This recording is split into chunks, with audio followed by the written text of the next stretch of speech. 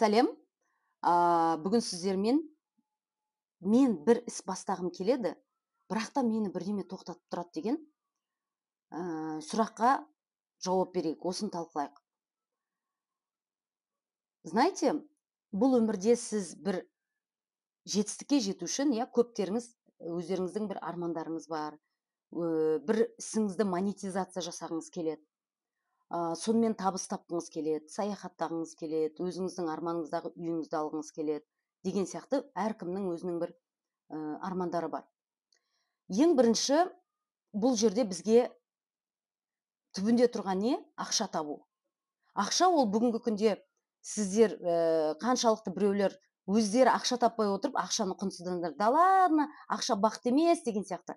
Ешкім ақша бақыт деп айтпайды, бірақ та ақшасыз да өмір сүріп, қайғырғаннан ақшаң болған 10 есе, 100 есе жақсы, Енді қараңыздар, сол үшін біз бір іс бастағымыз келеді, чтобы ақшаға жету үшін, табысқа жету үшін, өзімнің бір табысым болсын деген оймен, Табысқа жету үшін бізге екі зат керек. Біріншісі бір инструмент. Например, мен психологпын. Біреулер, мысалы, ән сабағынан беретін мұғалім. Біреулер жақсы сурет салады. Біреулер жақсы SMM, жақсы копирайтер. Біреулер жақсы бухгалтер.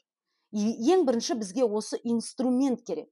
Көп адамдарда, например, инструмент бар, екінші бірақта жаңағы психологиялық өздерінің установка убеждениялары жібермейтін, тоқтатып тұратын установка убежденияларының барлығынан мына инструментті қолданып, монетизация жасап, табысқа жете алмайды.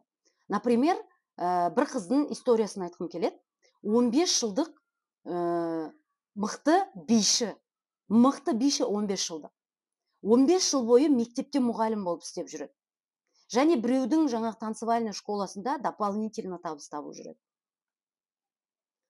Представляете, 15 жыл деген ол өте үлкен срок. Сен уже кәдімгідей прям қолыңда күшті мықты инструмент бар.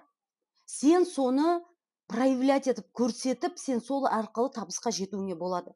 Но жаңа қызға мысалы сөйлесеміз ғой, маған айтады: знаешь, Асель, мен сондай армандарым бар дейді. Мен Дубайға барып жарты жыл тұрғым келеді дейді. Одан кейін Индияда тұрғым келеді дейді. Знаешь, я хочу что-то свое дейді. Бірақ та шын өміріне келген кезде бәрі наоборот терісінен кетіп бара жатыр да. Қалада тұрған қыз ауылға көшіп келген. Мен ауылда обесценивать етпеймін. Бірақ та адам алдыға жылжығанның орнына жаңағы артқа қарай кетіп бара жатыр да. Жұмыс істеп табыс тапқым келеді дегеннің орнына уже қанша жыл болды декретте отыр. Тек қана армандарын айтып жатыр. Мен айтамын да, ал сен осы арманың үшін почему өзіңнің осы биіңді монетизация жасап табыс таппайсың? Это же сейчас реально, деймін да. Этот, знаешь, Аселя, бізде все равно қазір соғыс, енді жаңағы соғыс болып жатқан елдің несі, соғыс болып жатқандықтан это невозможно дейді да. Оның елінде қаншама сондай қыздарды көресің, который соның оған қарамай жетістікке жетіп жатқан. Хорошо, соңғы 2-3 жыл соғыс болып жатыр. А до этого сен не қылып жасамадың? Знаешь, до этого мен әкем қайтыс болғаны 5 жыл болды ғой, мен 2 жыл тек қана әкемнің сотымен жүгірдім. Менің балама ешкім қарамайды, и анам маған көмектеспейді. И осы жерде нені көреміз? Бір құрбан, бір болған жағдайдың құрбаны болып отырғанын көреміз да. Көп қыздарда сразу бір желание пайда болады осы арқылы. Мен балама кім қарайды? Мен деген декретте отырмын ғой. Мен қазір маған күйеуім жасатпайды. Менде қазір оны жасау үшін ақша жоқ.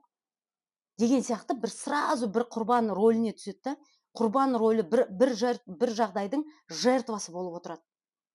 И именно осылай, когда сіздер өздеріңіздің желанияларыңызды факт емес, сразу обесценивание құнсыздандырып тастаған кезде, да сіздер ол әрекетті жасамайсыздар. Сіздер алдыға жылжымайсыздар. Сіздер потому что өзіңіздің психикаңызға почему мен жасай аламын емес, почему мен жасай алмаймын деген уже сигнал бересіздер. Неге оны айтасыздар? потому что бір істі бастап сол істе жетістікке жету үшін адам өмірінде өте үлкен қиыншылықтар болады да. Адам миында, психикасында былай айналып өтеді да, бәрі бүйтіп айналып 180 градус артқа қарай, жаңағы артта тұрғандарыңыз алдыға қарай бұрыласыздар да. И это адам үшін өте үлкен стресс. И осы стрессті көбілері жеңе алмайды. Қазір мысалы тревогада жүр, ол қызбен мысалы сөйлесесің, она может смеяться, она может там жаңағы жақсы бақытты өмір сүріп жүрген сияқты болуы мүмкін, бірақ та ол өзінің реализациясы жоқ болғаннан на самом деле ол глубокая депрессияда болуы мүмкін. И қараңыздаршы, сіздер жаңа өмір үшін стресске тұра алмайсыздар, стресске устойчивость жоқ, толерантность жоқ стрессқа деген. Бірақ та қазіргі күніңіздің өзі каждый күн сіздерде стресс болып жатқанын түсінбейсіздер да. Ол қыздың өмірінде мысалы айтатын болсақ, ең бірінші нені өзгерту керек? Каждыларыңыз өздеріңіздің мысалдарыңызды қойыңыздар да. Ол қыздың өмірінде ең бірінші восприятие. Өмір туралы, например, ой, Әсел, знаешь, қазір кризис, қазір ондайға қарамайды, просто менің анам үйтіп жатыр деген сияқты бір восприятияларын өзгерту керек та. Екінші, просто менің армандарым бұл факт. Обесценивать етуді доғару керек. Факт. Үшінші, осы стрессқа қарсы тұра білу керек. Осы жаңа өміріңізде, жаңа салаңызда әрекетке көшкен кезде болатын стрессқа қарсы тұру керек. Бірақ та біз қарсы тұра алмаймыз. Неге? Өйткенде біз все равно мынандай ой бар да, комплекс. Мен неудачникпін. Мен не жасасам да қолымнан келмейді, шықпайды деген комплекс болса, бұл бір. Екі, мен қазір жасай алмай қалсам, мен за это себя кешірмеймін, не прощу себя. Мне будет за себя стыдно деген ұят сезімі болса.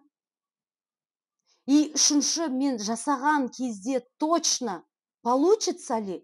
А бұл контроль. Көп адамдар бүгін осы жерінде отырып, болашақты контроль жасағысы келеді да. Бұл не? Қорқыныш пен үрей. Сіздерде туындатыратын миыңыздағы қорқыныш пен үрей. Когда бұлар бар, біз әрекетке ешқашан көше алмаймыз. Сондықтан ең бірінші осы қорқыныш үреймен жұмыс істеу керек та. Именно контроль жасауды, доғаруды үйрену керек. Мен өз-өзіне терапия сабағында именно қорқыныш пен үрей туралы көп айтамын. Одан бөлек мына установка убежденияларыңыз, осы күнге дейінгі сіздің убежденияларыңыз сізді тек қана осы нәтижеге алып келді. Ал сіздерге жаңа нәтиже алу үшін жаңа установка убеждениялар керек та. Ол мидағы бүгінгі күнге дейін жиналған әртүрлі когнитивные искажения восприятияларыңыздың айна сияқты, я. Мысалы, бір жер бұрын айналар болушы еді ғой, сіз айнаға қарайсыз, вроде бы өзіңіз арықсыз, бірақ толық көрсетеді, я.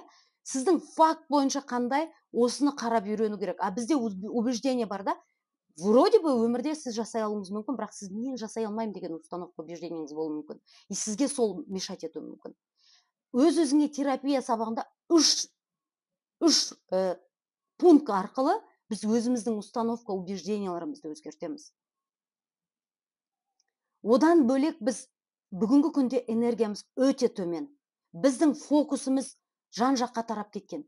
Біреуге деген көре алмаушылық, біреуге деген ашу-ыза, енеңе, күйеуіне ниет жасай алмай жатырмын, менің мамам балалық шақта травма берді деген сияқты ашу-ыза энергияны көп алады. Біз әртүрлі эмоциялармен, жаңағы көре алмаушылық, ашу-ыза, ұят сезімі, потому что көп адамдарда мысалы бір істі бастау үшін сен проявляция етіп бастауың керек та. Мысалы, осы сияқты видео түсіру, осы сияқты үйде отыруларыңыз мүмкін, бұдан хуже үйлеріңіз болуы мүмкін, допустим, да. И сіздерде мен көрсете алмаймын деген сияқты проявляция ету қиын болады да. А бүгінгі күнде проявляция етпесең, сен бизнес жасай алмайсың. а проявляться етуге бізге ұят сезімі өте қатты мешать етеді. И именно осы ұят сезімімен біз именно сол өз-өзіңе терапия сабағында жұмыс істейміз. Агрессиямен жұмыс істейміз. Жаңағы айтқан сияқты комплекстар. Мен толыққанды емеспін. То есть мен жасай алмаймын, менің қолымнан келмейді. Мен действительно алдыға жылжуға ешқандай да мен өзімді кемтар сезінемін психологически да. Бұның барлығы сізде сондай комплекстардың бар екенін білдіреді. И осы комплекстармен біз жұмыс істейміз. Именно әрекетке көшу үшін қандай комплекстар мешать етіп тұр, соларды табамыз, солармен жұмыс істейміз. Бізде ол жерде 17 сабақ бар, который сіздердің өмірлеріңізді өзгертуге көмектесетін. Одан бөлек сіздерге именно жетістікке жету үшін, бүгінгі күнде уже мен сразу миллиардер болып кету туралы айтпаймын, бірақ ақша үшін қандай тағы да инструменттер сіздерге керек, сол өз-өзіңе терапия сабағында ақша туралы блок болатын болады. Сол блокты қолдану арқылы сіздер өздеріңіздің істеріңізді табасыздар. Өздеріңіздің істеріңіз барлар, сіздер соны монетизация жасай бастайсыздар. То есть уже мысалы сіз рисунок мысалы сіз сурет саласыз ба, соны қалай ақшаға ауыстыруға болады, не істеуге болады. Или бишісіз ба, қалай сіз соны уже стрессқа тұра білетін боласыздар, уже ұят сезімі сізде уже төмендейтін болады. Өзіңіздің восприятияларыңызды өзгертесіздер. Мен бұны жасай алам, мен жетістікке жетем бұмен деген сенім пайда болады миларыңызда. Одан бөлек жаңағы комплекстарыңыздан арыласыздар. Қорқыныш үрейлеріңізбен толерантность, то есть дос болып, уже өзіңізді чувствовать етіп, да, рефлексияңыз уже қорқыныш, мысалы бүгінге дейін қорқыныш үрейден рефлексияңыз не? Қашу. То есть қорқыныш үрей болды ма, сіздер жасамауға тырысасыздар. А курстан кейін сіздер, менде қорқыныш болып тұр, окей, мен қазір қандай қорқыныш, не екенін түсінемін, и дальше буду делать деген сияқты өзіңіздің қорқыныштарыңызбен уже басқаша әрекет ете бастайсыздар. Үрейлеріңізді контроль жасай бастайсыздар. Үрей это всегда болашақты контроль жасау, я. Сол енді қандай бір үрей неге алып келді, сіз соны контроль жасаңыз келеді. Бұдан кейін сіздер уже просто үрейіңізді контроль жасайсыздар. Не үшін? Үрей сізге қазір не айтқысы келіп тұр да, соны білетін боласыздар. И жаңағы 3 пункт арқылы ауыстырасыздар, и ары қарай әрекетке көшесіздер. Осының барлығы жаңағы өз-өзіне терапия сабағында болады.